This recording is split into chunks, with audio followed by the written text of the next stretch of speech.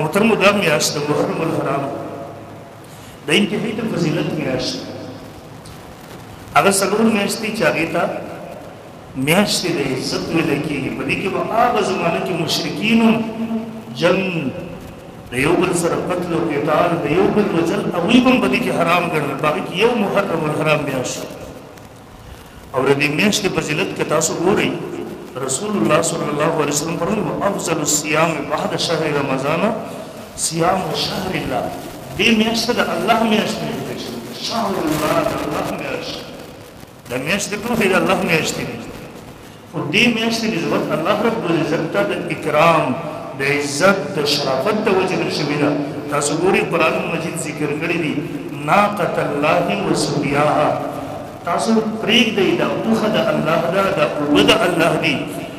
اوښې د څاروي ټول د الله دي خو د دغې ناقې د دغې اوښې نسبت الله رب ذوالجلال ته کول دا د هغې د عزت دپاره وه د شرافت دپاره وه دغسې د دې میاشت نسبت الله ته دا د دې میاشتې د عزت د وجې او دې وجې نه محترمو